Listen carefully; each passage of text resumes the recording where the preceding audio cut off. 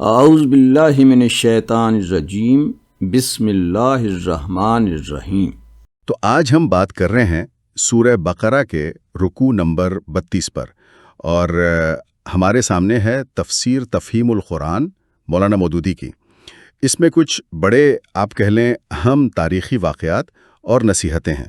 جی بالکل، اور کوشش یہ ہوگی کہ ان واقعات کا پس منظر سمجھیں، ان میں جو سبق پوشیدہ ہیں وہ دیکھیں، اور خاص طور پہ یہ کہ اس وقت کے مسلمانوں کے لیے ان کی کیا اہمیت تھی۔ ہاں، کیونکہ یہ صرف قصے تو نہیں ہیں، ان میں یقیناً کوئی پیغام ہوگا، جیسے ایمان، ہمت، لیڈرشپ کے کیا معیار ہونے چاہیے، اللہ کی مرضی کیسے کام کرتی ہے، یہ سب چیزیں ہیں نا۔ جی، یہی سب موضوعات ہیں جن پر ہم ذرا تفصیل سے بات کریں گے۔ ٹھیک ہے، تو پہلی آیت جو ہے وہ ان ہزاروں لوگوں کے بارے میں ہے جو موت کے ڈر سے گھر چھوڑ کر نکلے، پھر اللہ نے انہیں موت دی اور پھر زندہ بھی کر دیا۔ تفہیم القرآن اسے بنی اسرائیل کے ایک واقعے سے جوڑتی ہے، صحیح؟ جی ہاں، مفسر کی رائے یہی ہے کہ یہ غالباً اشارہ ہے بنی اسرائیل کی اس نسل کی طرف جو حضرت موسیٰ علیہ السلام کے ساتھ مصر سے نکلی تھی۔ اچھا۔ جب انہیں فلسطین میں داخل ہو کر وہاں جو قابض تھے ظالم قینانی، ان سے لڑنے کا حکم ملا تو انہوں نے بزدلی دکھائی۔ ہاں، وہ مشہور واقعہ جب انہوں نے کہا کہ موسیٰ تم اور تمہارا رب جا کر لڑو۔ بالکل وہی۔ تو اس نافرمانی، اس بزدلی کے نتیجے میں کیا ہوا؟ وہ پوری نسل 40 سال تک صحرا میں بھٹکتی رہی۔ 40 سال؟ جی، اور وہیں ختم ہو گئی۔ یہ ایک طرح سے آپ کہیں اجتماعی موت تھی۔ اچھا، تو یہ موت وہ والی موت نہیں؟ نہیں، یہ قوم کی موت تھی۔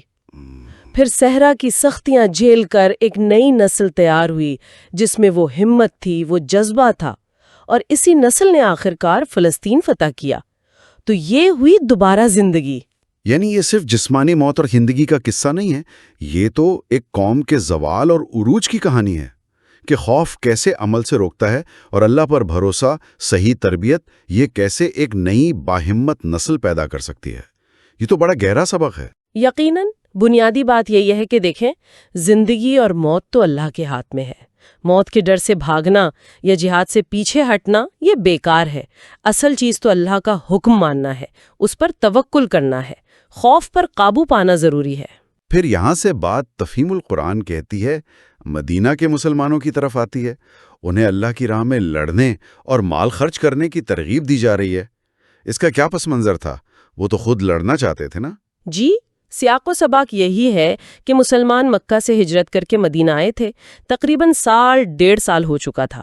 وہ مکہ والوں کے ظلم سے تنگ تھے، اجازت بھی مانگ رہے تھے لڑنے کی۔ لیکن جب قتال کا حکم آنا شروع ہوا تو قرآن میں پہلے بھی اشارہ ہے کچھ لوگ تھوڑا ہچکچائے۔ اچھا، ایسا بھی ہوا؟ جی۔ تو اسی لیے انہیں بنی اسرائیل کے یہ قصے سنائے جا رہے ہیں کہ دیکھو، عبرت حاصل کرو، ویسی کمزوری مت دکھانا۔ اور اسی بات چیت میں وہ قرض حسن کا تصور بھی آیا۔ قرض حسن؟ یہ تو بڑی الگ سی بات ہے، اللہ کو قرض دینا، اس کا کیا مطلب ہوا؟ ہاں، یہ بہت ہی خوبصورت تعبیر ہے۔ قرض حسن یعنی اچھا قرض۔ یہ وہ مال ہے جو کوئی انسان بالکل خالص نیت سے، صرف اللہ کی خوشی کے لیے، بغیر کسی دنیاوی فائدے کی امید کے یا احسان جتلانے کے، اللہ کی راہ میں خرچ کرے۔ تو پھر اللہ اسے قرض کیوں کہہ رہا ہے؟ اللہ تعالیٰ اپنی مہربانی سے اسے اپنے اوپر ایک قرض مان لیتا ہے اور وعدہ کرتا ہے کہ وہ نہ صرف یہ قرض واپس کرے گا بلکہ کئی گنا بڑھا کر دے گا۔ اچھا۔ شرط بس یہ ہے کہ نیت خالص ہو اور وہ مال اللہ کے پسندیدہ کاموں میں لگے، جیسے دین کی مدد، ضرورت مندوں کی مدد۔ یہ اصل میں اللہ پر بھروسہ اور قربانی کا جذبہ سکھاتا ہے کہ گھٹانا بڑھانا تو سب اللہ کے ہاتھ میں ہے۔ یعنی اپنا مال اللہ کو گویا ادھار دے دیا، اس یقین کے ساتھ کہ وہ بہترین واپسی کرے گا۔ یہ توکل اور اثار کا بڑا اونچا مقام ہے۔ اچھا، اس ترغیب کے بعد قرآن ایک اور تاریخی قصہ سناتا ہے، بنی اسرائیل کا ہی، لیکن حضرت موسیٰ علیہ السلام کے کافی بعد کا۔ جی، یہ واقعہ حضرت سموئیل علیہ السلام کے زمانے کا، تقریباً 1000 قبل مسیح کا دور بنتا ہے۔ اس وقت بنی اسرائیل کی حالت بہت کمزور تھی، فلسطین کا بڑا حصہ ہاتھ سے نکل چکا تھا۔ اچھا۔ وہ عمالقہ جیسی قوموں کے ظلم کا شکار تھے۔ تابوت سکینہ جو ان کے لیے بہت اہم تھا وہ بھی ان سے چھن چکا تھا۔ ہمتیں بالکل پست تھیں۔ حضرت سموئیل ان کے نبی بھی تھے، قاضی بھی، وہ بوڑھے ہو چکے تھے۔ تو ایسے میں انہوں نے کیا کیا؟ ایسے میں بنی اسرائیل کے جو سردار تھے وہ حضرت سموئیل کے پاس آئے اور مطالبہ کیا کہ ہمارے لیے ایک بادشاہ مقرر کریں تاکہ ہم اس کی قیادت میں اکٹھے ہو کر دشمنوں سے لڑ سکیں۔ یعنی ایک لیڈر چاہیے تھا انہیں، ایک بادشاہ۔ لیکن کیا یہ صرف لڑنے کے لیے تھا؟ تفہیم القرآن میں بائبل کے حوالے سے کچھ اور بات بھی ہے شاید؟ ہاں، یہ نقطہ اہم ہے۔ بائبل کی جو تفصیلات مفسر نے دی ہیں ان سے پتہ چلتا ہے کہ ان کا مطالبہ صرف لڑنے کے لیے نہیں تھا۔ ان کے الفاظ تھے کہ ہمارے لیے ایک بادشاہ مقرر کر جو ہم پر حکومت کرے جیسا سب قوموں میں ہوتا ہے۔ اوہ، جی، یہ بات حضرت سموئیل کو بھی بری لگی اور اللہ تعالیٰ نے بھی اسے ناپسند کیا۔ اللہ نے سموئیل نبی سے کہا کہ انہوں نے تیری نہیں بلکہ میری حقارت کی ہے کہ میں ان کا بادشاہ نہ رہوں۔ یعنی اصل مسئلہ یہ تھا کہ وہ اللہ کی براہ راست بادشاہت کے بجائے دوسری قوموں کی نقل میں ایک انسانی بادشاہ چاہتے تھے۔ یہ تو بڑی بات ہے۔ اچھا، تو کیا سموئیل نبی نے انہیں سمجھایا نہیں کہ اس بادشاہت کے کیا نتائج ہو سکتے ہیں؟ بالکل سمجھایا۔ تفہیم القرآن بائبل کا حوالہ دے کر بتاتی ہیں کہ سموئیل نبی نے صاف صاف بتایا کہ دیکھو، جو بادشاہ تم مانگ رہے ہو وہ کیا کرے گا؟ تمہارے بیٹوں کو فوج میں بھرتی کرے گا، اپنے کاموں کے لیے رکھے گا، ان سے کھیتی باڑی ہتھیار بنوانے کا کام لے گا، تمہاری بیٹیوں سے عطر بنانے، کھانا پکانے، روٹیاں لگانے کا کام لے گا، تمہارے بہترین کھیت، باغ، زیتون کے باغ وہ لے کر اپنے ملازموں کو دے دے گا، تمہاری فصلوں، بھیڑ بکریوں کا 10واں حصہ لے لے گا۔ خلاصہ یہ کہ تم اس کے غلام بن جاؤ گے، اور جب اس بادشاہ کی وجہ سے مصیبت پڑے گی تم چیخو گے تو اللہ تمہاری نہیں سنے گا۔ اتنی واضح وارننگ، اس کے بعد بھی وہ مان گئے؟ نہیں مانے۔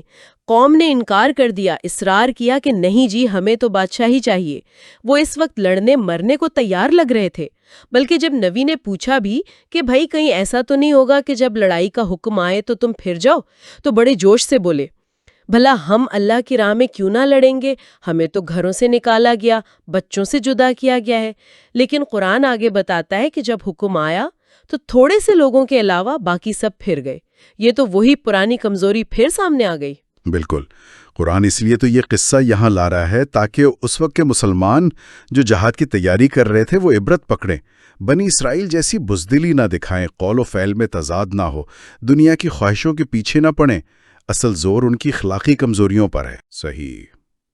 تو جب انہوں نے اتنا اصرار کیا بادشاہ کے لیے، تو نبی نے اللہ کے حکم سے اعلان کر دیا کہ اللہ نے طالوت کو، یعنی بائبل والے سول کو، تمہارا بادشاہ مقرر کر دیا ہے۔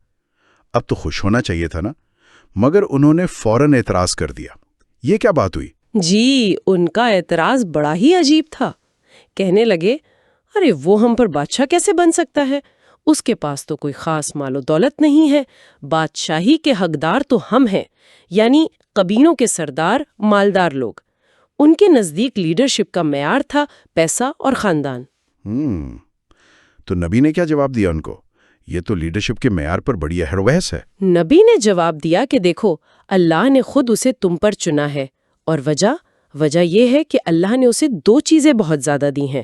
ایک علمی وسعت، یعنی سمجھ، حکمت، ذہنی صلاحیت، اور دوسری جسمانی طاقت، یعنی جسمانی قوت، اہلیت۔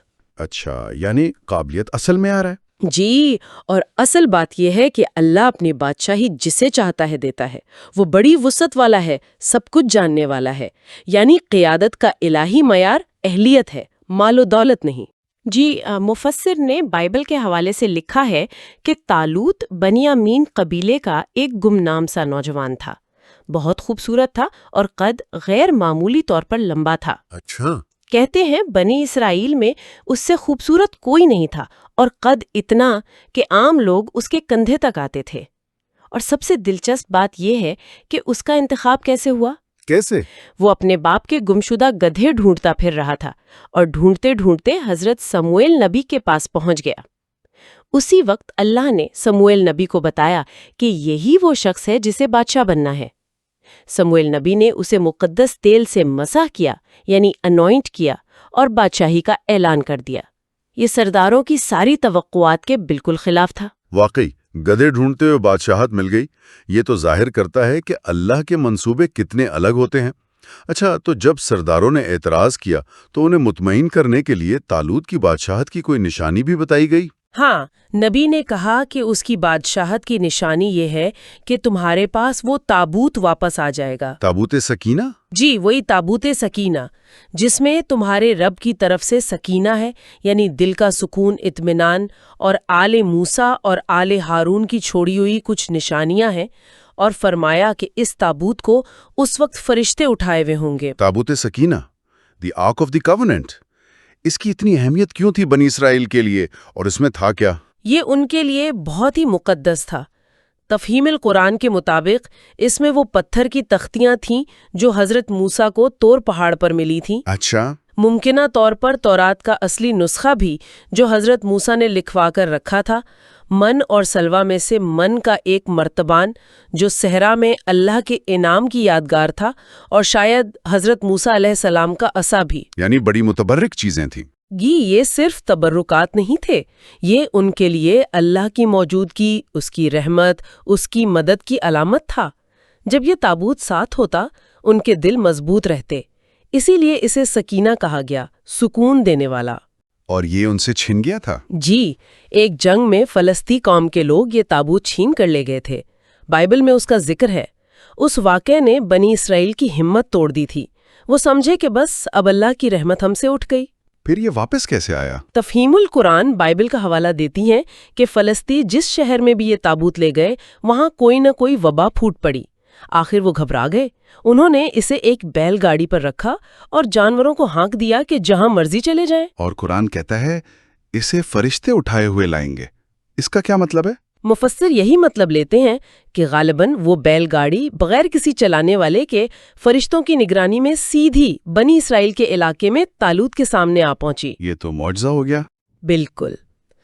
اس مقدس تابوت کا جو ان کی شان و شوکت کی نشانی تھا، اس طرح معجزاتی طور پر واپس آنا طالوت کی لیڈرشپ کے لیے اللہ کی طرف سے ایک بہت بڑی دلیل بن گیا، اور پوری قوم کا حوصلہ اس سے بہت بڑھ گیا۔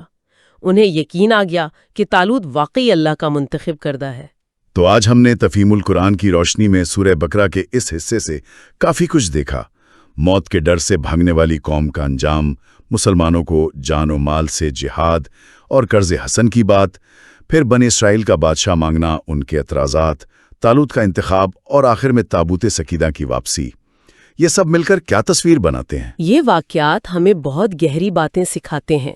دیکھیں، خوف اور ایمان کے نتائج بالکل الٹ ہیں۔ یہ بتاتے ہیں کہ قیادت کا الہی معیار کیا ہے؟ علم، حکمت، صلاحیت۔ اور انسانی معیار کیا ہے؟ دولت، خاندان۔ یہ قربانی کی اہمیت بتاتے ہیں، جان کی بھی، مال کی بھی، اور اللہ پر توکل کی ضرورت۔ لیکن کامیابی کے لیے قوم کی طرف سے ایمان، ہمت اور اطاعت بھی ضروری ہے۔ بالکل۔ یہ قصے خاص طور پر ان لمحوں کو دکھاتے ہیں جہاں خدا کے پیمانے انسان کی سوچ سے ٹکراتے ہیں۔ طالوت کا انتخاب یہ تو واضح مثال ہے کہ اللہ ظاہری چیزیں نہیں دیکھتا، اصل قابلیت دیکھتا ہے۔ یہ ایک طرح سے مروجہ سوچ پر چوٹ ہے۔ اور یہ ہمیں سوچنے پر مجبور کرتے ہیں کہ جب اجتماعی چیلنج آتے ہیں تو کون سی خوبیاں اصل میں اہم ہوتی ہیں، اور جب معاشرے کو اپنی پرانی سوچ سے ہٹ کر کسی نئی غیر متوقع قیادت پر بھروسہ کرنے کو کہا جائے تو وہ کیسے رد عمل دکھاتا ہے۔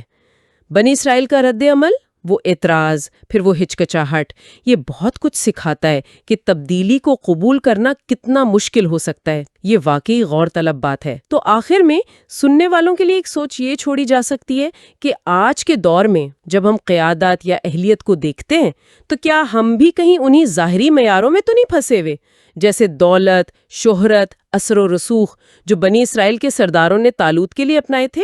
یا کیا ہم ان اصل خوبیوں کو پہچاننے اور اہمیت دینے کے لیے تیار ہیں جنہیں اللہ کی نظر میں اہمیت حاصل ہے، یعنی علم، کردار، اہلیت اور اللہ پر توکل؟